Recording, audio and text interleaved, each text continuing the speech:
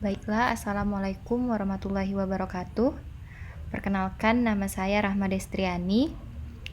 Saya dari Sistem Informasi Reguler B 2018.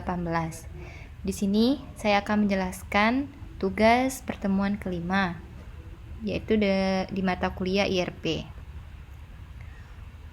Mungkin langsung saja untuk menjawab soal pada tabel latihan yang pertama. Pada soal latihan pertama ini ialah menentukan netting. Adapun soalnya ialah permintaan independen dari pelanggan akan dilakukan pada bulan 1 sebesar 15. Maka pada tabel kebutuhan kotor pada periode pertama diisi 15.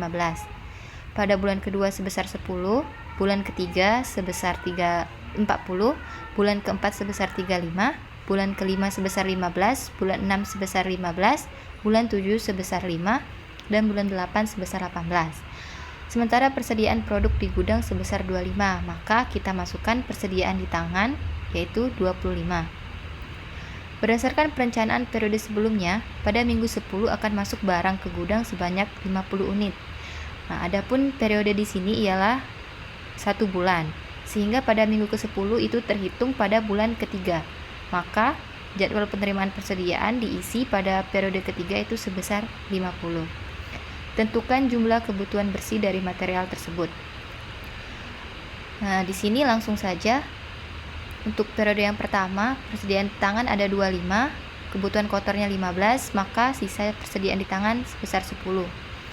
Selanjutnya, kebutuhan kotornya 10, maka persediaan tangannya 0. Kemudian kebutuhan kotor pada periode ketiga 40 dan penerimaan persediaan 50, maka sisanya ialah 10. Pada periode keempat, kebutuhan kotornya 35, maka persediaan tangannya 0 dan kebutuhan bersihnya 25. Pada periode kelima, kebutuhan kotornya 15, persediaan di tangannya 0, maka kebutuhan bersihnya ialah 15. Pada periode ke-6, kebutuhan kotornya 15, persediaan di tangannya 0, kemudian kebutuhan bersihnya berarti 15. Pada periode ke-7, kebutuhan kotornya sebanyak 5, persediaan di tangannya 0, maka kebutuhan bersihnya 5. Dan periode terakhir yaitu 8, kebutuhan kotornya sebesar 18, maka persediaan tangannya 0, maka kebutuhan bersihnya bersisa 18. Untuk latihan selanjutnya yaitu nomor latihan kedua, menentukan loading dengan metode L4L atau load for load. Sebelum itu, saya akan menjelaskan definisi dari load for load. Load for load ini yaitu suatu teknik penentuan load size yang jumlahnya sama dengan jumlah pesanan atau kebutuhan. Dengan demikian, L4L menyusun pesanan atau yang direncanakan tepat sesuai dengan kebutuhan bersih, memproduksi secara tepat apa yang dibutuhkan setiap minggu, sehingga meminimumkan biaya simpan dan tidak memperhitungkan biaya setup dan keterbatasan kapasitas. Maka dapat disimpulkan bahwa load for load ini yaitu load size-nya ditentukan jumlahnya itu sama dengan jumlah pesanan kebutuhan, maka dihasilkanlah tabel seperti ini. Jadi kebutuhan bersih dan ukuran lot pada periode 1 sampai dengan periode akhir yaitu periode 12 jumlahnya itu sama, sehingga persediaannya semuanya 0.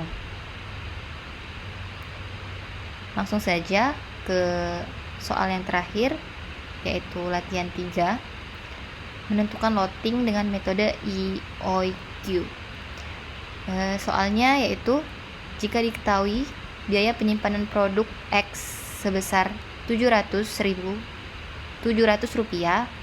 per unit per period dan biaya pemesanan sebesar Rp2.500 per pesan dengan estimasi kebutuhan konsumen bersih konsumen seperti di bawah ini, tabelnya di slide selanjutnya. Tentukan besarnya nilai lot dan pergerakan jumlah persediaan produk X menggunakan teknik lot. Langkah pertama yaitu kita mencari dulu nilai EOQ-nya dengan rumus berikut. Rumusnya ialah akar 2DK per H, di mana D ini yaitu jumlah kebutuhan dalam 1 tahun, K ini ialah biaya pemesanan, dan H itu biaya penyimpanan.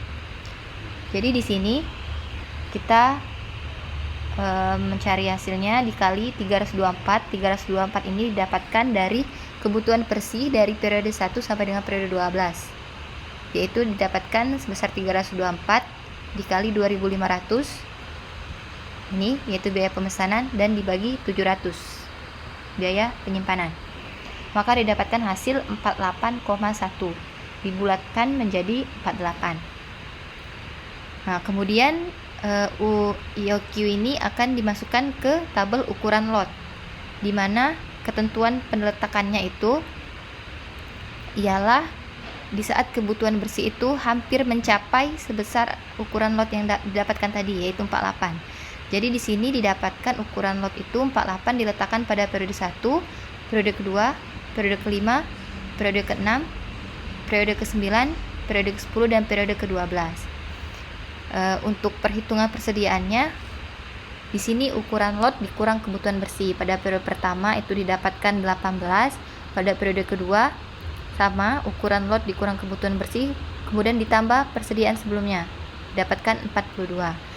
Pada periode 3, 42, pada periode keempat persediaannya 14, pada periode kelima persediaannya 8, pada periode ke-6 persediaan 33, ke-7 23, periode ke-8 persediaannya 8, periode ke-9 persediaannya 27, periode ke-10 persediaannya 30, periode ke-11 persediaannya 4, dan periode yang terakhir yaitu periode 12 didapatkan persediaannya 12. Mungkin itu saja yang dapat saya jelaskan pada tugas pertemuan 5 ini.